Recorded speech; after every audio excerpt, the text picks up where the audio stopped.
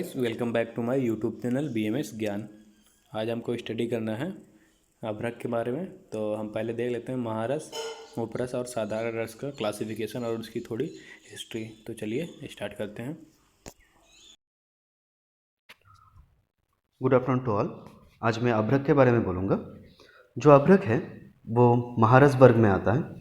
तो अभ्रक को स्टार्ट करने से पहले मैं जो रस द्रव्य का जो वर्गीकरण है, मतलब ग्रुपिंग्स है, उसके बारे में शॉर्ट में कुछ बोलूँगा। हम लोग जानते हैं कि जो रसशास्त्र में, या तो मेरा जो ये सब्जेक्ट है, इसमें सबसे ज़्यादा इम्पोर्टेंट जो मटेरियल है, सबसे ज़्यादा इम्पोर्टेंट जो चीज़ है, वो बेसिकली मरकरी, जिसको हम पारद बोलते हैं, वो है। तो इस पारद के ऊपर डिपेंड करके ही जो रसशास्त्र है उसका क्रोनोलॉजिकल इवोल्यूशन हुआ है। बट इस पारद को छोड़ के भी बहुत सारे मेटल्स और मिनरल्स हैं जो बहुत इंपॉर्टेंट है, जो रसशास्त्र में इंक्लूड किया गया है, मतलब इस सब्जेक्ट में इंक्लूड किया गया है। इसका मेडिसिनल एप्लीकेशन क्या होगा, कैसे इसका शोधन किया जाता है, कैसे इसका मारण किया जाता है, मोरलेस हम एक्चुअली प्रैक्टिकली किस डिजीज़ में उसको यूज़ करेंगे और कैसे करेंगे, क्या डोज होगा, अनुपान क्या होगा, ठीक है, इसके बारे में डिस्क्राइब रसशास्त्र में आया है। तो इन सब जो द्रव्य होगा, जो मेटल्स मिनरल्स होंगे, उसको डिफरेंट ग्रुप्स में क्लासिफिकेशन किया गया है। जैसे महारस वर्ग हुआ, उपरस वर्ग हुआ, साधारण रस वर्ग हुआ, रत्न वर्ग बोलो, उपरत्न वर्ग बोलो, या तो धातु वर्ग बोलो, जो भी हो। तो वर्ग का जो मीनिंग है, जो हम लोग जो समझते हैं वर्ग या तो किसी ग्रुप्स, इसका मतलब ये हुआ जो कुछ सिमिलर कैरेक्टरिस्टिक्स या तो क्वालिटीज़ या तो फीचर्स या तो सेम चीज़ में एप्लीकेबल वाला जो चीज़ें हैं, उसको एक साथ एक प्लेस में रखा गया, थोड़ा सा अलग इन दूसरे से, मतलब इन सब से अलग प्लेस में रखा गया। तो एक जैसे सेकेंड ईयर में सब बच्चे को जो बस सेकेंड ईयर में ही पढ़ते हैं, उसको एक एक क्लास में डिवाइड किया गया, फाइनल ईयर वालों को एक फाइनल ईयर वाले क्लास में डिवाइड किया। सेम जो ड्रग्स का एप्लीकेशन एक जैसा होगा, ठीक है, या तो एक जैसा रोल होंगे, या तो एक जैसा एफिकेसी होगा, कैरेक्टरिस्टिक्स होगा, तो इनको सेपरेट करके एक पार्टिकुलर प्लेस में एक साथ किया गया है। तो इसमें क्या होता है, इसमें पढ़ने के लिए हम लोग को हेल्प मिलता है, इजीली हम लोग पढ़ सकते हैं, क्योंकि सेम कैरेक्टरिस्टिक सेम फीचर्स वाला होता है।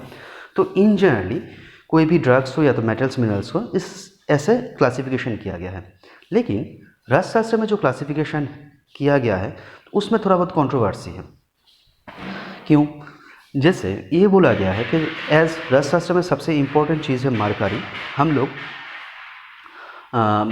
जो रसशास्त्र पढ़ते हैं वो मरकरी को सेंट्रलाइज करके इवोल्यूशन हुआ है। तो किसी किसी के अकॉर्डिंग उस मरकरी को पोटेंसीफाई करने के लिए जो चीज़ का जिस मेटल्स मिनरल्स का ज़्यादा रोल रहेगा, उसको ज़्यादा इम्पोर्टेंस दिया जाएगा और उसको पहले बोला जाएगा। जैसे जब तुम क्लासिफिकेशन में आओगे तब देखोगे पहले महारस वर्ग को रखा गया है, उसके बाद उपरस वर्ग को रखा गया, इसका साधारण रस वर्ग को रखा गया। तुम्हें नाम से ही पता चल जाएगा, महा मतलब ज़्यादा इंपॉर्टेंस दिया गया है, उप मतलब सेकेंडरी, तो उसको थोड़ा सा कम इंपॉर्टेंस दिया गया है शायद। साधारण रस मतलब नॉर्मल जो है, ठीक है, वो हम लोग मेडिसिनल यूज़ होता है, सब कुछ भी होता है, ठीक है, एज इक्वल इम्पॉर्टेंट भी है, फिर भी उसको शायद थोड़ा सा कम दर्जा दिया गया है। तो इसका मतलब ये नहीं कि ये सब इम्पोर्टेंस नहीं है, बट उस क्लास किसी किसी के अकॉर्डिंग इस क्लासिफिकेशन के लिए बेसिकली जो ज़्यादा पारद को पोटेंसीफाई कर पाए उसको इम्पोर्टेंस दिया गया है। एज सच जो पारद का हम पोटेंसीफाई कैसे करते हैं, डिफरेंट टाइप्स ऑफ संस्कार से, पारद के बंधन से, पारद के मूर्छना से। तो जो चीज़ इन सब चीज़ों में ज़्यादा हेल्पफुल होगा उसको प्रायोरिटी दिया गया है, ठीक, किसी किसी के अकॉर्डिंग। तो इसमें भी एक प्रॉब्लम ये क्रिएट होता है। जैसे सोचो कि मेरे बातों से ये लगेगा, या तो मैं जो बोलना चाहता हूँ, तो मेरे इस क्लासिफिकेशन हिसाब से तो महारस ग्रुप सबसे इंपॉर्टेंट हुआ। लेकिन देखो, गंधक ऐसा एक एलिमेंट है जो डिफरेंट टाइप्स ऑफ पारद के जो काम होता है, जो संस्कार होता है, या तो बंधन होता है, जारण होता है, मूर्छन होता है, जो भी हो, उसमें बहुत ज़्यादा यूज़फुल है, फिर भी गंधक को महारस वर्ग में रखा नहीं गया है। तो एज सच ये लगता है कि ये जो है क्लासिफिकेशन तो थोड़ा कंट्रोवर्शियल है, ठीक। सेकंड, किसी ने क्या किया कि जो चीज़ का प्रैक्टिकल एप्लीकेशन ज़्यादा होगा उसको ज़्यादा इंपॉर्टेंस दिया गया है, ठीक है। प्लस जो मेटेलिक ओरिजिन होगा उसको एक और ग्रुप में रखा गया है, जो प्रीसियस स्टोन्स होंगे उसको दूसरे ग्रुप में रखा गया है, ठीक, रत्न वाला। ठीक, इसमें भी वो बात आता है कि देखो इन जनरली हम लोग अगर बोलेंगे तो गंधक का एक वाइड रेंज ऑफ एप्लीकेशन होता है। तो अगर इस बेसिस में भी, प्रैक्टिकल एप्लीकेशन के बेसिस में भी क्लासिफिकेशन किया गया है, फिर भी गंधक को महारस वर्ग में रखना चाहिए था, ठीक है, लेकिन ऐसा नहीं हुआ। तो इससे हम एक बेसिक डिसीजन इसमें आ सकते हैं एक्चुअली, जिसको जो सेपरेट इंडिविजुअल्स थे रसशास्त्री वाला, जिसको जिस चीज़ में ज़्यादा इम्पोर्टेंस दिखा, इनको जिसको जिस चीज़ में लगा कि ये ज़्यादा इम्पोर्टेंट है, उसको वो लोग सेपरेट मतलब अकॉर्डिंग टू उस इम्पोर्टेंस के ऊपर उसको डिफरेंट ग्रुप्स में डिवाइड किए हैं और उसको इम्पोर्टेंस दिए हैं। तो इसलिए डिफरेंट रसशास्त्री का जो ओपिनियन था, क्लासिफिकेशन, वो डिफरेंट होता है। एज सच मुझे लगा कि ज़्यादा अभ्रक इंपॉर्टेंट है, किसी को लगा ना अभ्रक नहीं, शायद गंधक ज़्यादा इंपॉर्टेंट है, किसी को लगा कि चापल इंपॉर्टेंट है, किसी को बिमल, किसी को सत्सक। तो इसलिए जो क्लासिफिकेशन है डिफरेंट आचार्यस का, वो डिफरेंट हुआ है। आज के डेट में जो हम क्लासिफिकेशन बेसिकली पढ़ते हैं, जो तुम लोगों के लिए इम्पोर्टेंट होगा, वो रस रत्न समुच्चय के अकॉर्डिंग होगा। उसमें देखो तुम लोगों के पास अगर बुक होगा तो तुम लोग रस रत्न समुच्चय का ये श्लोक देख लेना। जो श्लोक नंबर है इसका, रस रत्न समुच्चय 2/1, इसमें अभ्रक, वैक्रांत, माक्षिक, विमल, आद्रिज, सस्यक, चपल, रसक, इस सब को बोला गया है रस। ठीक है, देखो मैं फिर से बोल रहा हूँ, इन सबको बोला गया है रस, ना कि महारस। फिर भी आज के डेट में रस रत्न समुच्चय ने ये जो रस का जो 8 चीज़ रस वर्ग में इंक्लूड किए हैं, हम लोग इसको एज ए महारस कंसिडर करते हैं। लेकिन श्लोक में क्या आया है कि रस नाम से बुलाया जाता है। लेकिन मैं बार बार बोल रहा हूँ कि आज के डेट में इस वर्ग को ही हम लोग एज ए महारस लेते हैं। उनके अकॉर्डिंग जो महारस वर्ग है वो तुम्हें 6/50 रस रत्न समुच्चय में मिल जाएगा। उसमें बोला गया है कि रसक, विमल, ताप्य, चापल, तूथ्य, अंजन, हिंगुल और सस्सक महारस वर्ग है। ठीक है, तो देखो ये क्वेश्चन पूछा जाता है कि महारस वर्ग में क्या क्या चीज़ है, तो तुम्हें ये वाला जो श्लोक है उसको याद करना पड़ेगा, जिसको रस रत्न समुच्चय रस वर्ग नाम से अभिहित किया है।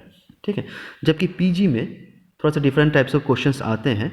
तो पीजी में बोला जाता है, सेपरेटली बोला जाता है कि रस रत्न समुच्चय के अकॉर्डिंग हिंगुल को किस वर्ग में रखा गया। ठीक है, तब हम लोग आंसर करेंगे। ठीक है, कि स्पेसिफिक अगर जब बोलेंगे तब हम लोग आंसर करेंगे कि उसको महारस वर्ग में रखा गया, ना कि रस वर्ग में मतलब महारस वर्ग में रखा गया। ठीक है, तो एग्ज़ाम के लिए जब पूछा जाएगा कि महारस वर्ग में क्या है, तो रस रत्न समुच्चय में जो श्लोक आया है उसके अकॉर्डिंग जो 8 द्रव्य है रस वर्ग में, उसको तुमको आंसर करना पड़ेगा। सेकेंडली, इसके बाद मैं ये सब चीज़, जैसे अभ्रक क्या है, वैक्रांत क्या है, माक्षिक क्या है, बिमल क्या है, आदृश क्या है, ये सब को चीज़ मैं बाद में धीरे धीरे एक्सप्लेनेशन करता रहूँगा। अभी मैं ये चीज़ क्या है उसमें नहीं जा रहा हूँ, बाद में आएंगे। ऐसे ही साधारण रस का क्लासिफिकेशन हुआ है, ऊपर रस का क्लासिफिकेशन हुआ है। ठीक है, वो धीरे धीरे हम लोग बोलेंगे। आज बस महारस वर्ग का क्लासिफिकेशन जान लो।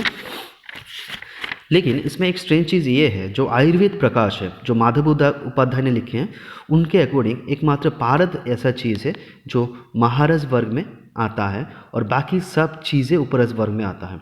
तो ये भी क्वेश्चन आ सकता है कि आयुर्वेद प्रकाश के अकॉर्डिंग महारस वर्ग में क्या क्या चीज़ है, तो तुम बोलोगे ओनली पारद, मतलब इन्होंने बाकी सब ने मैक्सिमम ने 8 चीज़ों को इंक्लूड किया है। ठीक है, एक वर्ग में, एक्सेप्ट आयुर्वेद प्रकाश बस पारद को महारस माना है ना। ठीक है, बाकी सबको उपरस वर्ग में माना है। तो चलो इसके बाद मैं डायरेक्टली अभ्रक में जाता हूँ। तो यहाँ पे हमारा कंप्लीट हो गया महारस, उपरस और साधारण रस के डिटेल के बारे में और उनकी हिस्ट्री के बारे में। नेक्स्ट वीडियो में हम मिलते हैं अभ्रक को वीडियो लेकर, उसके साइनोनिम्स, टाइप्स और उसका प्योरीफिकेशन लेके। तब तक बने रहिए हमारे चैनल के साथ। लाइक, कमेंट और सब्सक्राइब करना मत भूलिएगा। अगर आपको कोई भी डाउट हो तो आप हमें कमेंट करके बता सकते हैं। तब तक के लिए धन्यवाद।